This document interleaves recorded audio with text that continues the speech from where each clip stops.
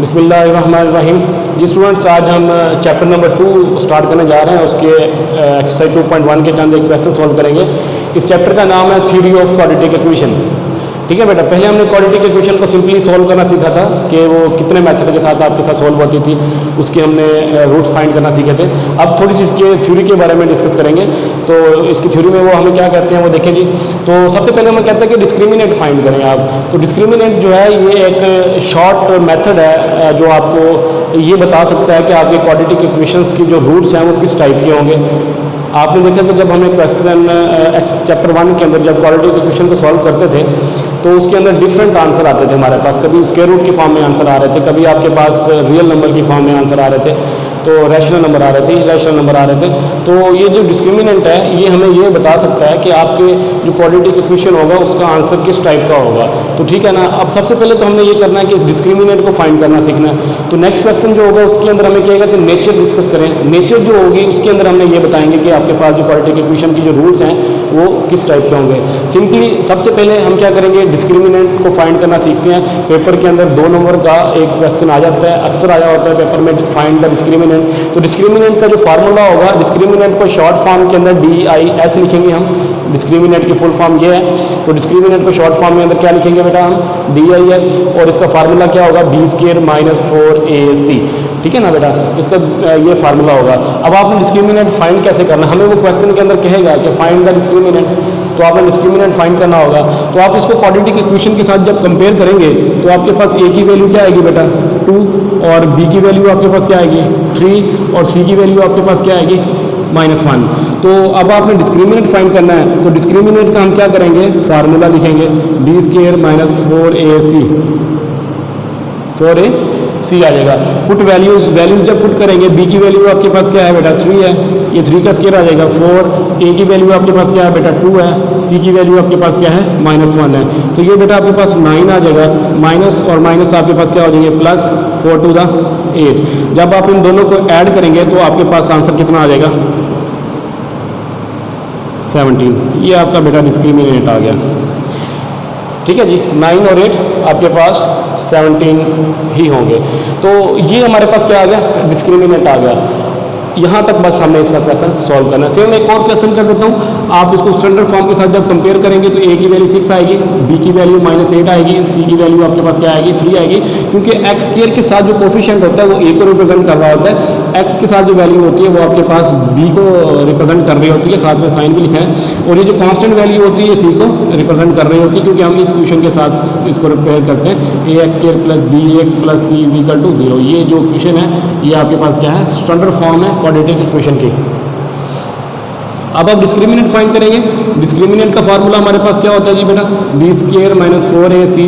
तो values put करेंगे, -8 का आपके पास स्क्वायर आ जाएगा, -4, A की वैल्यू आपके पास 6 है, B की वैल्यू आपके पास बेटा 3 है। तो ये आपके पास क्या आ जाएगा, 16 आ जाएगा। और ये जब आप इसको मल्टीप्लाई करेंगे, 4 3 12, 12 × 6 आप जब बेटा करेंगे तो इसका आंसर आपके पास आ जाएगा 72। तो इसका आंसर आपके पास क्या आ जाएगा बेटा, 72। अब 72 में से जब आप 64 को जब आप माइनस करेंगे, 64, 8 का स्क्वायर जो है बेटा आपके पास 64 होता है, 64। ये आपके पास नेगेटिव साइन जो है स्क्वायर की वजह से क्या हो जाएगा, पॉजिटिव हो जाएगा। 8 का स्क्वायर आपके पास क्या हो जाएगा, 64। अब 64 को हम माइनस करेंगे 72 में से, तो आपके पास क्या आएगा, -8। बड़ी टर्म के साथ जो साइन आएगा वही आपके पास आएगा। ये हमारे पास बेटा डिस्क्रिमिनेंट फाइंड हो गया। ठीक है जी। ये हमें सिंपल डिस्क्रिमिनेंट फाइंड करने के लिए जब हमें कहेंगे तो हमने इसको फाइंड करना है। अच्छा, इसके बाद हमारे पास क्वेश्चन नंबर 2 है। अगर उसके अंदर हमसे ये पूछ लेता है कि नेचर डिस्कस करें डिस्क्रिमिनेंट की, तो फिर हमें नेचर डिस्कस करनी पड़ेगी। अब नेचर डिस्कस करने के लिए इसकी हमें 3 से 4 कंडीशंस होती हैं, वो हमें याद करनी पड़ेंगी। आपके पास बुक में भी दी हुई होंगी, तो वो हमने देखनी है इसकी 3 से 4 कंडीशन क्या होती हैं। पहली कंडीशन तो ये होती है कि अगर आपने डिस्क्रिमिनेंट फाइंड किया है और उसका आंसर आ गया ग्रेटर देन 0, ठीक है ना। जैसे हमने ये डिस्क्रिमिनेंट फाइंड किया था तो आंसर देखें 0 से बड़ा आया आपके पास। जब 0 से बड़ा आंसर आएगा तो उसकी फिर 2 कंडीशंस होंगी। पहली कंडीशन ये होगी, क्या उस नंबर का परफेक्ट स्क्वायर बन रहा है या नहीं बन रहा। तो अब देखेंगे, हम कहते हैं कि इज अ परफेक्ट स्क्वायर, उस नंबर का परफेक्ट स्क्वायर बन रहा है, is perfect square.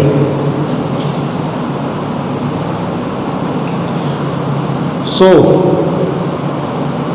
Roots will be rational and unequal।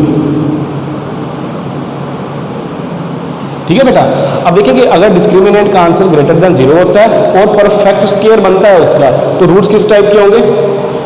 आपके पास रैशनल होंगे और अनइक्वल होंगे। ये दो बातें आपने याद रखनी है। और अगर इसका आंसर डिस्क्रिमिनेंट का ग्रेटर देन 0 होता है और यहाँ पे आ जाता है is not a perfect square,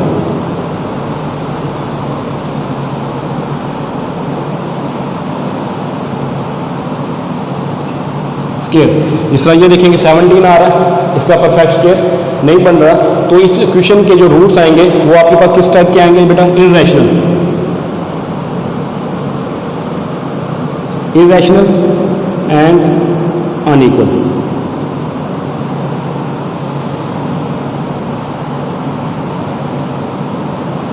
ठीक है ना। तो is not a perfect square, तो रूट्स आपके पास बेटा किस टाइप के होंगे? Irrational and unequal. और अगर आपके पास परफेक्ट स्क्वायर होगा तो रूट्स किस टाइप के होंगे आपके पास बेटा? Rational and unequal. उसके बाद अगर डिस्क्रिमिनेंट का आंसर जो है वो आपके पास आ जाता है इक्वल टू 0, तो जो रूट्स हैं वो आपके पास किस तरह के होंगे?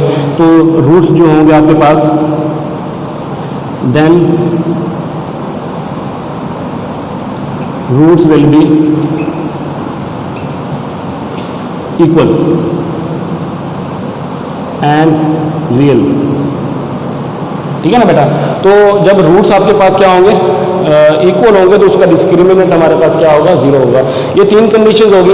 एक कंडीशन और बनती है कि अगर डिस्क्रिमिनेंट का आंसर लेस देन 0 आ गया, जिस तरह हमारे पास यहाँ पर -8 आया हुआ है, डिस्क्रिमिनेंट का आंसर 0 से छोटा आया, तो इस वक्त हम क्या करेंगे? इसकी कंडीशन क्या होगी? Then the roots will B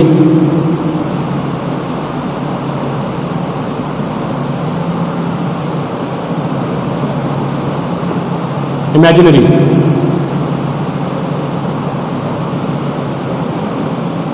and unequal. ठीक है बेटा।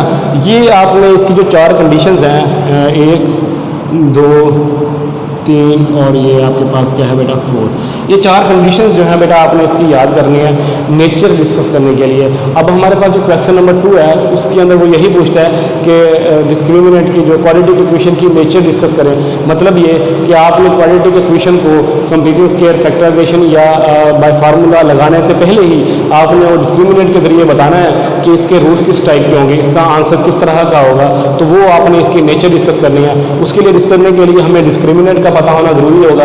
अगर डिस्क्रिमिनेंट का पता होगा तो फिर हम इन कंडीशन में से कोई एक कंडीशन जो है वो अप्लाई करेंगे तो हमें पता चल जाएगा कि रूट्स आपके पास किस टाइप के हैं। तो आइए अब हम देखते हैं कि एक आध क्वेश्चन सॉल्व करके कि रूट्स हमारे पास किस टाइप के हैं और हमने कैसे इसको सॉल्व करना है।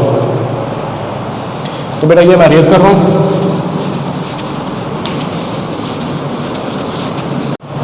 जी स्टूडेंट, अब क्वेश्चन नंबर 2 का फर्स्ट पार्ट मैं करने लगा हूँ। इसमें हमने क्या करना है? Nature of the roots discuss करनी है। मैं इसको क्वाड्रेटिक इक्वेशन को सॉल्व किए बगैर, मतलब 3 मेथड जो आपको सिखाए गए थे उनको अप्लाई किए बगैर मैं इसके ऊपर डिस्क्रिमिनेंट अप्लाई करूंगा और मैं बता सकूंगा कि इस इक्वेशन के रूट किस टाइप के होंगे। ठीक है ना। तो आइए देखते हैं इसको। सबसे पहले तो डिस्क्रिमिनेंट फाइंड करें। डिस्क्रिमिनेंट हमने फाइंड करना पिछले क्वेश्चन के अंदर सीखा है। तो बी की वैल्यू आपके पास क्या होगी? -23। सी की वैल्यू आपके पास क्या होगी? 120। तो डिस्क्रिमिनेंट का आंसर जो होगा आपके पास बेटा वो क्या होगा? B square -4ac। Values put करें। -23 का स्क्वायर -4, ए की वैल्यू आपके पास 1 है, सी की वैल्यू आपके पास बेटा क्या है? 120 है। आप 23 का स्क्वायर लें, आपके पास बेटा क्या आता है? कैलकुलेटर की मदद से देख लेते हैं। तो इसका आंसर आपके पास आएगा बेटा 529 माइनस, आप इसको जब इसके साथ मल्टीप्लाई करेंगे तो आपके पास आंसर आएगा 420 आई थिंक जी 480 आपके पास आंसर आएगा 480। जब आप इसको मल्टीप्लाई करेंगे तो आपके पास क्या आ जाएगा? 480। अब 480 आप 480 को माइनस करेंगे 529 में से, तो आपके पास आंसर आएगा बेटा 49। अब यहाँ पे थोड़ा सा गौर करें कि ये जो डिस्क्रिमिनेंट का आंसर आया वो आपके पास आया 49, ये आपके पास ग्रेटर देन 0 है, मतलब पॉजिटिव नंबर है। मैंने आपको 4 कंडीशन लिखवाई थी, पहली 2 कंडीशन उसमें ये थी कि अगर पॉजिटिव आंसर आएगा तो उसकी 2 कंडीशन होंगी, एक क्या उस नंबर का परफेक्ट स्क्वायर बन रहा है, नंबर 2 क्या उस पॉजिटिव नंबर का परफेक्ट स्क्वायर नहीं बन रहा है। अब देखेंगे इस नंबर का परफेक्ट स्क्वायर बन रहा है 49 को हम लिख सकते हैं 7 का स्क्वायर, इसका मतलब ये है कि ये परफेक्ट स्क्वायर बन रहा है। तो अब आप बता सकते हैं कि इस इक्वेशन के रूट किस टाइप के होंगे, तो हमें यहाँ पे सिर्फ एक स्टेटमेंट लिखनी होगी। हम लिखेंगे hints discriminant greater than 0 and perfect square.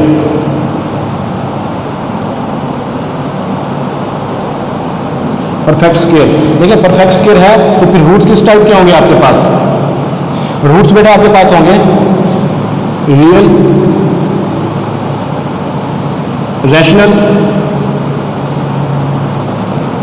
And unequal.